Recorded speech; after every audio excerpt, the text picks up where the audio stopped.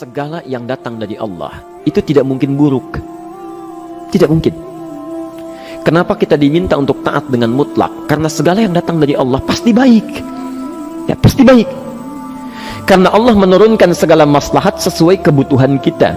Cuma manusia kadang-kadang, menginginkan sesuatu dengan pikiran pendeknya yang bukan kebutuhannya. Al-Baqarah 216. Enggak, pelan-pelan kita ya.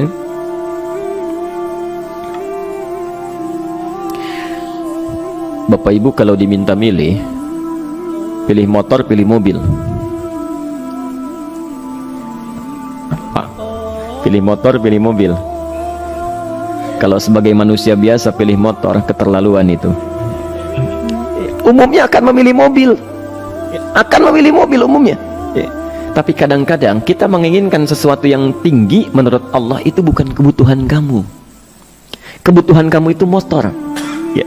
Keperluan kamu motor. Kalau kamu punya mobil, sulit nantinya. Gangnya sempit, mesti bikin garasi, anggaran bertambah, dipikirin juga. Capek. Sudah, motor saja, terbebas dari banyak kemacetan, mampu diurai, tidak banyak difikirkan. Pelan-pelan turun ayat, kutiba alaikumul qitalu wa huwa kurhul lakum. Ya. Diwajibkan atas kalian berperang. Dulu orang diminta jihad gelisah, ya. Gelisah. Nah, kalau ada perintah Allah yang melahirkan kegelisahan, ini maknanya. Ya, tidak harus dalam konteks jihad yang fisik, ya. Jihad, melawan hawa nafsu kita. Jihad melawan pikiran kita. Jihad melawan prasangka buruk kita. Kadang-kadang ada keinginan kita yang kita inginkan menurut Allah itu belum baik untuk kita. Nah, sifat manusia ketika diberikan oleh Allah keputusan yang terbaik, kadang-kadang ada sifat dalam hatinya gejolak, belum bisa menerima. Ya. Ada gejolak di hatinya. Dalam keadaan demikian kata Quran, kutiba alaikumul qital. Kalau Anda merasakan sesuatu sedang ada gejolak di jiwa, sulit menerima ketetapan Allah, maka perangi perasaan-perasaan buruk itu. Wa huwa kurhul lakum, walaupun itu sulit. Walaupun itu sulit. Jangan berprasangka buruk dulu pada Allah. Ayat yang indahnya, perhatikan kalimatnya. Asa an takrahu syai'an fahuwa khairul lakum. Boleh jadi Anda tidak menyukai sesuatu, di balik itu ada kebaikan-kebaikan besar yang Allah sedang rencanakan. Ya, karena pikiran kita pendek, maunya sekarang saja. Tapi subhanallah, Allah sangat panjang, tidak ada batasnya. Allah memberikan maslahat sampai kamu meninggal, ini maslahatnya. Kamu berpikir sekarang saja. Wa asa an tuhibbu syai'an wa huwa syarrul lakum. Sedangkan boleh jadi di balik yang kita sukai ada keburukan yang sedang menunggu kita di depan ini, kamu tidak tahu. Ya. Apa logikanya? Wallahu ya'lamu. Allah tahu masa depan yang akan terjadi menimpa kita, wa antum la ta'lamun. Sedangkan kalian tidak bisa membaca masa depan. Ya. Saya punya adik perempuan datang lalu meminta doa. Kak, saya ingin tes katanya. Ya, di salah satu bank.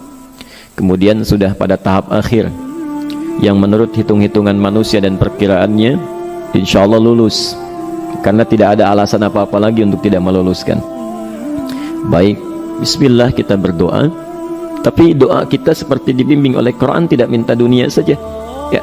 Jadi dunia baik, Al-Baqarah 201, Rabbana atina fid dunya wa fil akhirah ya. Dunia minta baik, akhirat minta baik. Tapi aturan dunia dan akhirat ini jangan disebandingkan, rugi. Dunia itu kecil, ya akhirat lebih besar.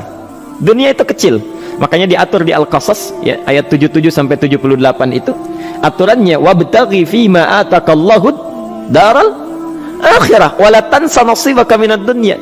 Minta seluas-luasnya akhirat, tapi dunia jangan berlebihan ya. Sekedar mencukupi kebutuhan kita saja ya. Pakaian, Bapak Ibu sekalian ya, kita beli pakaian sesuai kebutuhan saja, jangan berlebihan ya. Cukup ketika kita akan sholat, layak, indah dalam pandangan Allah.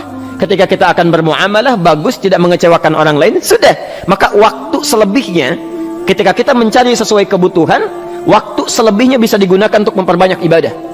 Tidak banyak energi terbuang, uang juga terbuang, tenaga juga terbuang. Bayangkan kalau keinginannya macam-macam.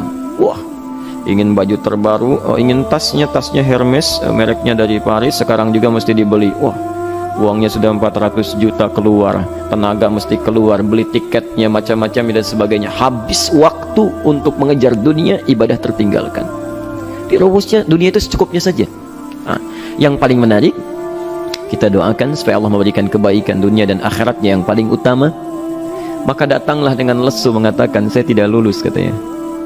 Kenapa? Saya bilang, saya tidak tahu, saya sudah berusaha, tapi konon kabarnya saingan saya adalah anak salah satu pejabat. Masya Allah.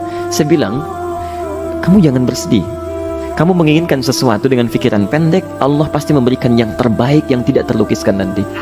Subhanallah. Pekan beberapa hari setelah itu muncul berita, ternyata dia diterima di bank syariah. Ya, dia menginginkan sesuatu yang diinginkan, Allah menginginkan lebih dari apa yang dia harapkan. Dikasih bank syariah, di situ terjaga, meningkat keagamaannya, terjaga hijabnya, segalanya, dan disitulah kemudian diarahkan untuk menemukan jodohnya. Masya Allah. Dia berpikir saat itu Allah merencanakan masa depannya. Ya, jadi apa yang Allah sudah rencanakan pasti baik, Pak, Bu.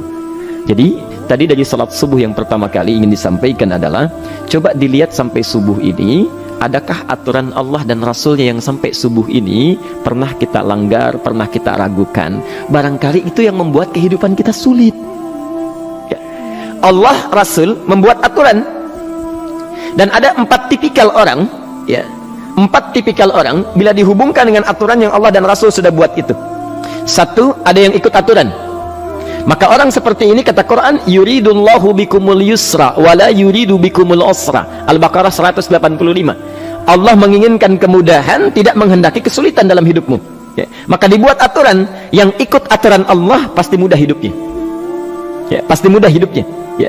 Rizkinya mudah, hidupnya mudah, nyaman, enak. Ya. 1, ada yang ikut aturan. Yang kedua, ada yang keluar aturan. Ya. Ini pasti repot. Pasti repot. Di awal-awal seperti menyenangkan, ujung-ujungnya repot. Allah bilang, jujur, jangan berdusta. Kalau dusta celaka. Wailul lil mukadzibin. Celaka bagi para pendusta. Dia keluar aturan, dia berdusta. Awal-awal memang nikmat. Besok. Ya. Pak, ini amplop siapa ya? Ya. Maaf Pak, ini amplop memang ini khusus Pak, anggaran tertentu, tidak ada kaitan dengan proyek ini. Padahal ada kaitan dengan proyek, dia sisihkan untuk kepentingan pribadinya. Bohong. Saat itu merasakan enak dapat tambahan, besok-besok dikejar-kejar sama aparat kepolisian. Ya. Celaka. Wail, itu sudah keluar aturan, pasti celaka. Ya. Subhanallah. Jadi ada orang kedua keluar aturan. Yang ketiga bikin aturan sendiri. Dikasih aturan, dia bikin aturan sendiri. Subhanallah. Kalau sakit, dibuat ketentuan. Sakit pertama kalau biasa-biasa saja, ya, subhanallah, ikhtiarnya pergi ke dokter. Seorang sahabat datang kepada Rasulullah, ya Rasulullah, saya sakit, tolong doakan saya.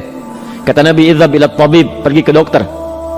Ini orang pintar sekali. Kata orang ini, ya Rasulullah, Anda kan Nabi Rasul, angkat tangan Anda, Allah kan maha menyembuhkan, nanti Allah sembuhkan saya. Cerdas ya? Tapi subhanallah, Nabi harus lebih cerdas, dapat bimbingan dari wahyu. Pergilah ke dokter, karena kesembuhan yang telah Allah tetapkan dititipkan di tangan para dokter. Masya Allah. Pergi ke dokter. Ya. Itu rumus pertama. Nanti kalau dokter sudah pada hand up, ya, angkat tangan, tidak mampu menyembuhkan, itu tandanya Allah ingin langsung menyembuhkan tanpa turut campur makhluk yang ada. Maka kaidahnya akan berubah nanti, ya, dari kaidah biasa kepada kaidah Al-Anbiya ayat 83 sampai 84. Itu aturan yang menyembuhkan langsung dari Allah Subhanahu wa taala. Tapi kalau Anda sakit, perginya ke dokter. Ya. Cuma ada manusia bikin aturan sendiri. Sakit, pergi ke dukun. Ya. Dukun nggak bisa, pergi ke paranormal. Dirinya pun sudah nggak normal. Makanya disebut paranormal, karena nggak normal. Ya. Tapi didatangi juga gitu, bikin aturan sendiri. Karena itu jadi lebih sulit hidupnya. Ya. Doa, minta pada Allah, kan sederhana. Ya. Doa nggak bayar, nggak ada macam-macam, masya Allah, gampang sebetulnya. Ada kekeringan sekarang kan, banyak kekeringan ya, banyak kekeringan. Dikasih rumus, subhanallah, dikasih rumus yang tidak perlu pakai biaya, meluangkan waktu, itu pun berpahala juga. Dunianya dapat, akhiratnya melimpah.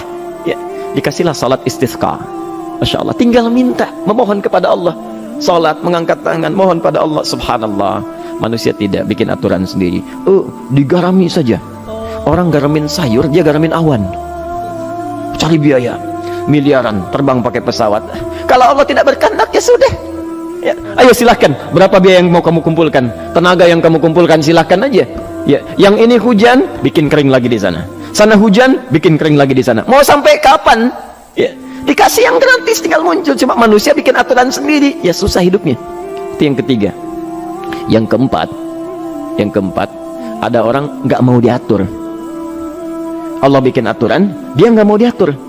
Ya, masya Allah, ini yang luar biasa. Inilah yang fasik. Fasik itu keluar dari aturan, menyimpang, tidak mau diatur dia. Ya, tidak mau diatur.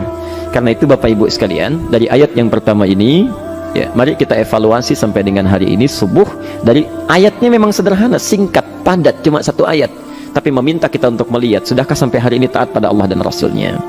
Yang kedua, ketaatan kita apakah selalu ragu atau sudah melahirkan keyakinan yang paripurna? Ya. Yang ketiga, pelajari aturan-aturan Allah terkait kehidupan kita. Aturan sholat, aturan muamalah, ya, aturan beraktivitas, aturan berumah tangga. Pelajari itu supaya mendapatkan kemudahan. Biasanya kesulitan didapatkan karena kita belum mengenal aturan Allah dan Rasulnya.